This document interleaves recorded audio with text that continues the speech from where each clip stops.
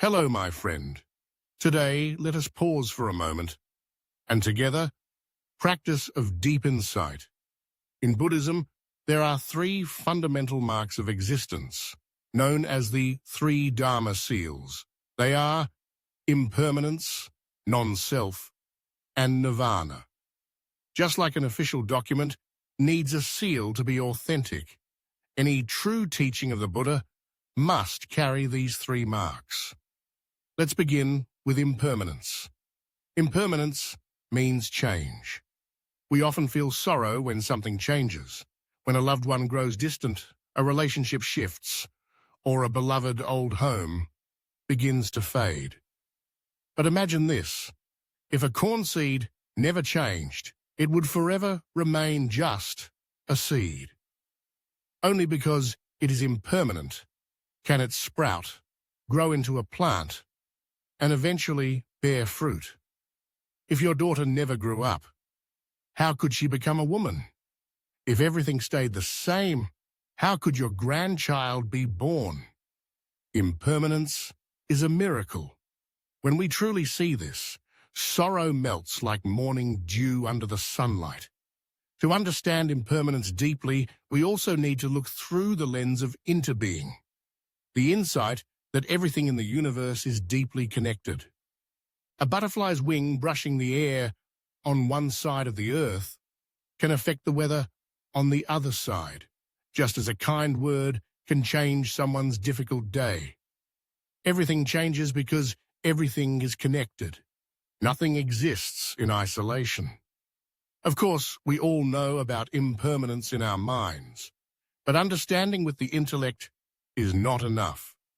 Only when we practice sitting in stillness, breathing mindfully and looking deeply, does that understanding become a living wisdom in our hearts. And when impermanence lives in us, suffering no longer sweeps us away. Each breath becomes a gentle reminder.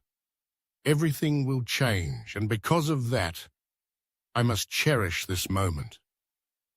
Many parents believe their children will always live under the same roof. But then one day, the child walks out to begin a new life, and the parents are left with sadness and regret for not having truly savored their time together. The same is true for our life partner. We assume they'll always be there. But dear friend, who can promise 5 years, 10 years, or 30 more? So practicing impermanence is not a theory.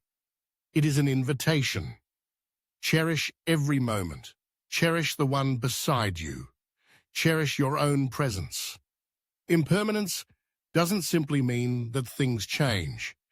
It means that nothing stays still, not even for 2 consecutive moments. When we look deeply into anything, this body, a feeling, or a morning dewdrop, we will see that everything is in motion, always transforming. Because everything is constantly changing, there is no fixed self, no unchanging identity we can hold on to. This is the insight of non-self. When we truly understand impermanence, we no longer cling. We let go of rigid ideas of me and mine.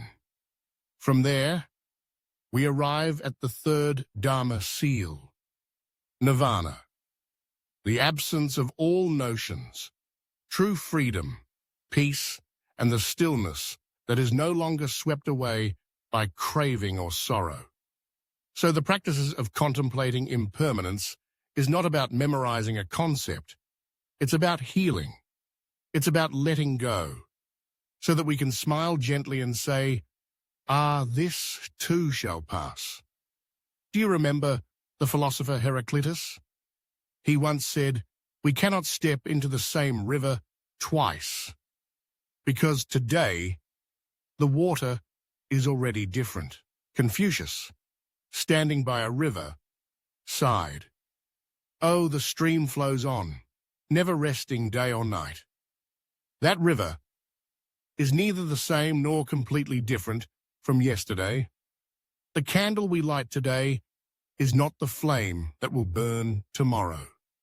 And yet, because of that change, life continues. It is precisely thanks to this impermanence that we can grow, love, and live. So today, take a little time to sit quietly, breathe deeply, and smile at the flow of impermanence.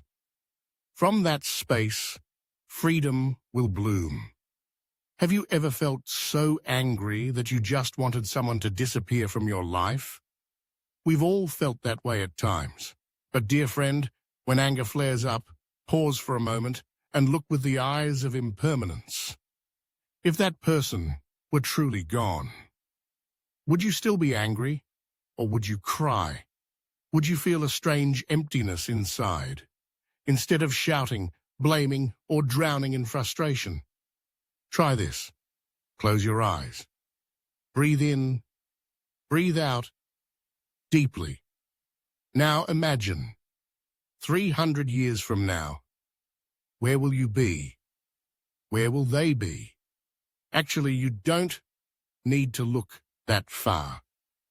Just 50 or 60 years from now, both of you may have already left this life. And when you can see that truth clearly, the person in front of you becomes so precious, because we can lose each other at any moment. And in that awareness, anger dissolves. Instead, you may feel the urge to open your arms, hold them close, and say, "How wonderful that you are still alive. I'm truly grateful.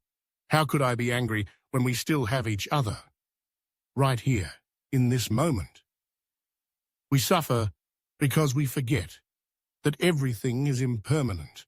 One day, we will lose everything: our money, our status, our loved ones, even ourselves. So what is most precious right now? It is our presence, our freedom, our peace, our mindful awareness of this moment. Sometimes, when someone is still alive, we refuse to even look at them. But when they're gone, we write beautiful eulogies, buy the most fragrant flowers to place on their grave. Yet, they are no longer there to hear our words, to smell the flowers, to feel our sorrow.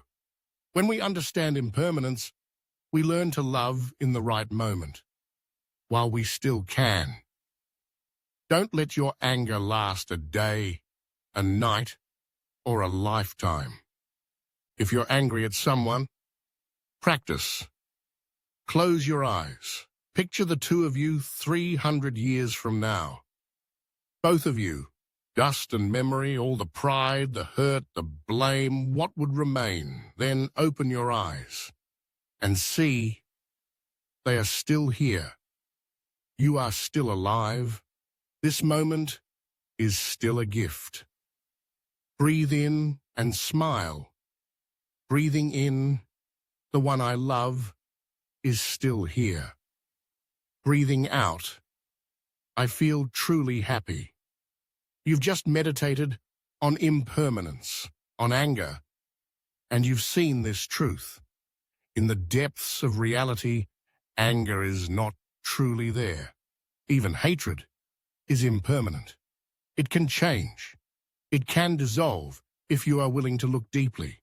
A mindful person knows no emotion lasts forever.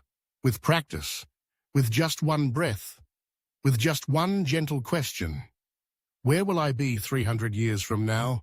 All anger can evaporate like morning mist under the sun. Do you remember? When you first fell in love, you used to think, without you, how could I survive even one day? That love felt enormous, passionate. Every message, every touch, every glance was a miracle. But then, 1 year passed, 2 years. That same love slowly turned into disappointment, irritation, then resentment. And now, sometimes you may think, how can I bear even one more day with the very person I once loved so deeply? Why does that happen? Because we forget impermanence. We forget that people, emotions, even love, are always changing. If we live with mindfulness of impermanence, we'll understand. Love needs care. It needs nourishment every day, just like a plant. If you only water it for the first week, then abandon it for a whole year, how could it survive? Love is the same. It cannot remain that beautiful love of the beginning. If we don't learn to see each other with fresh eyes, to listen with a fresh heart, to cherish one another as if tomorrow we might lose each other. If we don't practice impermanence, we may lose one another. Not because the love is gone, but because of a lack of understanding and care. Dear friend, love is a living thing, and impermanence doesn't destroy love. It reminds us to nourish it properly. Only when you truly understand that the other person can change, can be lost at any moment, will you begin to treasure each moment together. Have you ever thought? We often believe that we have a separate self, a solid, unchanging I that exists independently through time. But is that really true? Non-self, anatta, is a doorway to deep insight into life. It doesn't deny your existence or mine, but helps us see a profound truth. Nothing exists by itself. If impermanence is seeing things in the stream of time, then non-self is seeing into the spacious dimension of being. Think about it. Even the sheet of paper you're reading cannot exist without the cloud, the sun, the forest, the papermaker, and the printing machine. This paper has no separate self. It is an expression of non-self, because it's made of countless elements that are not paper. A flower is the same. A flower cannot be by itself. In the flower you can see the sunlight, the rain, the earth, the time, the insects, and the gentle breeze. The whole universe has come together so this flower can manifest in this very moment. And you too are like that. You cannot be here without your mother, father, ancestors, air, water, the planet itself, and the love and presence of those around you. So what is this separate self we believe in? We are not separate. We are interbeing. We exist together with everything else. We do not live like an isolated island. We are a continuation of countless elements. In Buddhism, non-self is also known as emptiness, shunyata. It means no separate inherent identity. Nothing exists independently, by itself. But this doesn't mean we don't exist. We do exist, like a cup that can be empty or full of tea. The cup exists, but it cannot be by itself. It needs materials, a craftsman, time, heat. These things make the cup possible. So, non-self doesn't mean non-existence. It means no fixed, separate identity. And when you touch the truths of non-self, impermanence, and interbeing, you begin to enter the depth of ultimate reality, a place beyond separation, beyond grasping, beyond suffering. That place is nirvana. Who are we? We often think, this body in me, it belongs to me.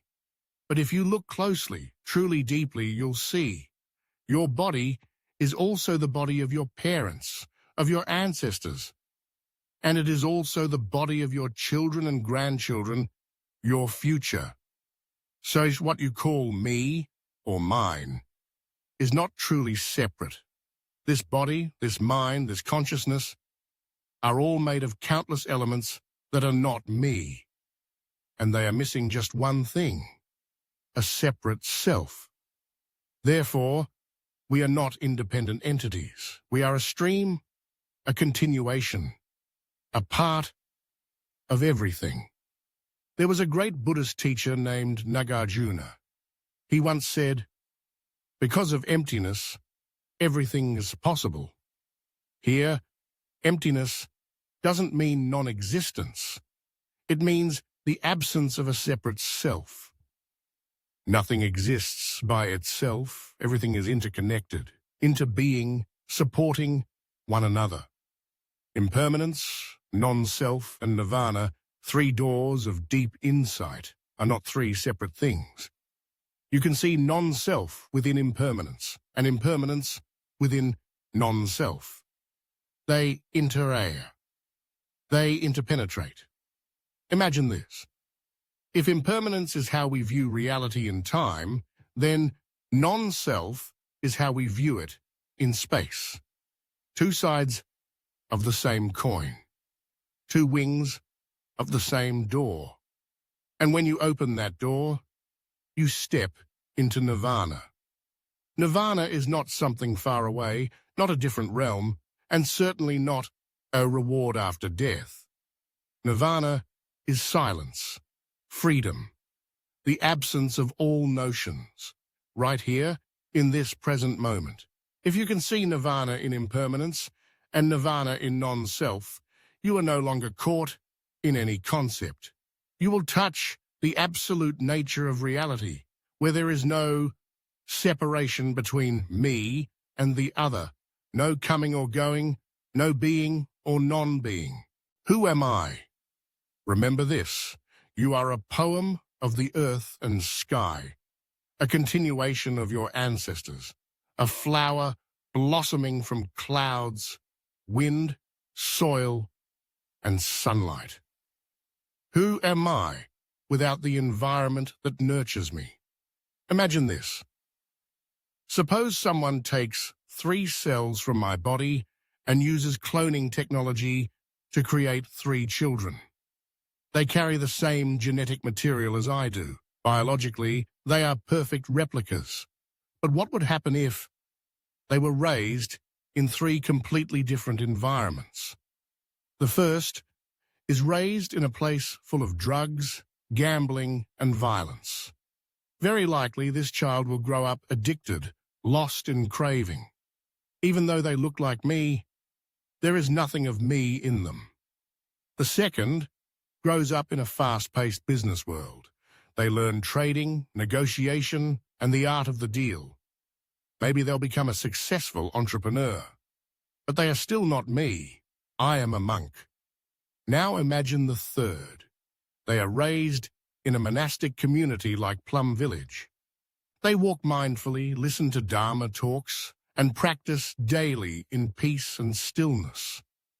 This child might become a monk even more grounded than I am today. So then, what truly makes me who I am? Is it just genes? Just biology? No, I am the result of nurturing. Each human is like a plot of soil. What you plant, water, and tend to will grow into the corresponding fruit. And because of that, there is no fixed, independent, unchanging self. What we call ego does not exist as a separate entity. We are the continuation of our ancestors. We are the distillation of our environment. We are gardens, shaped daily by what we're exposed to. So, dear friend, if you wish to transform yourself, start with your environment. Who do you live with? What do you listen to? What do you read? What do you think about every day? As the Buddha once said, our mind is like the earth. It can grow flowers or poison. What is nirvana? It's not a distant place, nor is it a reward after death. Nirvana is freedom. It is when you're no longer caught in any idea, even beautiful ones, like impermanence or non-self. The Buddha taught, impermanence and non-self are not rules or commandments. They are keys to unlock reality. If you once believed there was something unchanging, then the teaching of impermanence comes to awaken you. If you believed you had a separate self, unrelated to others, then the teaching of non-self expands your view. But remember this deeply. These teachings are only tools, not absolute truths. In Buddhism, there is no ideal that justifies killing. There is no belief that you must defend with blood. A Buddhist does not go to war in the name of religion.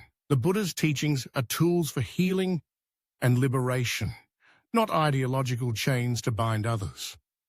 The Buddha once said, "My teachings are only a finger pointing to the moon.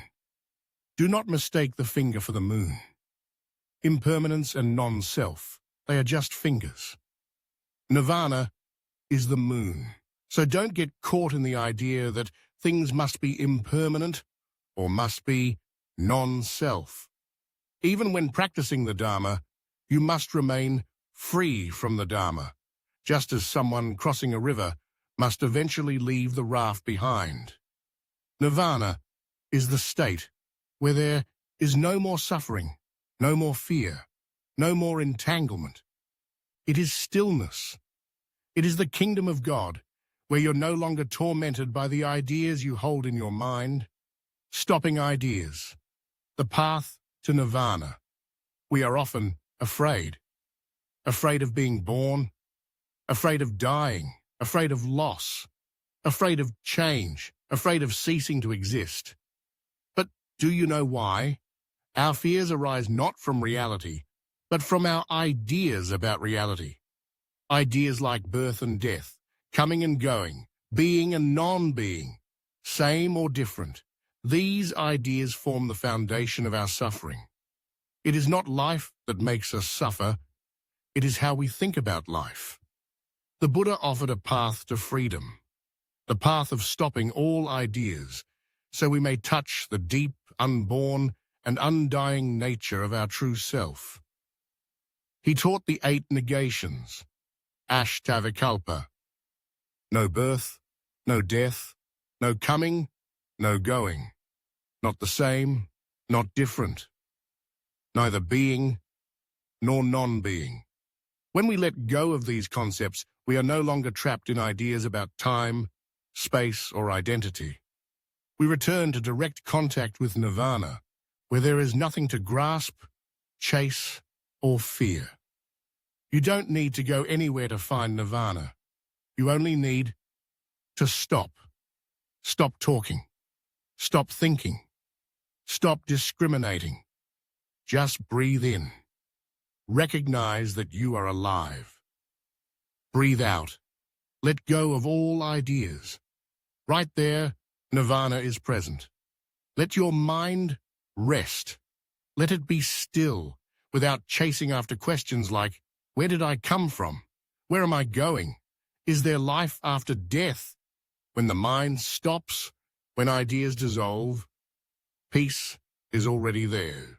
If you are exhausted from thinking too much, try stopping.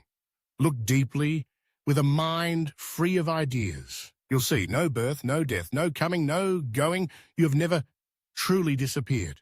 What truly makes you happy? Have you ever asked yourself, what really makes me happy? We all carry certain ideas about happiness. I can only be happy if I marry that person. I buy my dream home. I get recognized, loved, or promoted. And so, we spend our entire lives chasing those conditions. But you know what? Let me know if you'd like me to continue this section in English as well. I'm happy to finish it, word for word. Even when we achieve everything, happiness still drifts away. Why is that? Because we bind ourselves to a fixed definition of happiness. And that is what causes our suffering. Try this. Take a pen and paper and write down, I will only be happy if... List all the conditions you place on your happiness. Then ask yourself, where do these ideas come from? Are they absolute truths? Or are they just notions learned from habit, culture, or comparing with others? The truth is, happiness can come from many directions. If you believe it only comes from one way, you will miss all the other paths. You've probably heard people say, "I'd rather die than lose that person. I can't live if I lose this job. I can't be happy without that degree." But in fact, you are still alive, and you can still be happy if you can let go of the ideas that have bound you for so long. The Buddha taught, happiness is only present here and now. You don't need anything more, just look back. Maybe you already have enough conditions for happiness. You are still breathing. You still hear the birds singing, see the morning light, and can touch the hand of someone you love. Why wait for anything else to be happy? Why not be happy in this very moment? Today's practice. Breathe in. I let go of all ideas about happiness. Breathe out. I smile at what I have. The final message. Happiness is not something in the future. No extra conditions are needed. You don't have to have something to be. Happiness is the ability to let go of ideas about happiness. Thank you for listening. If you find this helpful, please share it to help someone else find peace in the present moment. See you again in the next moment of presence.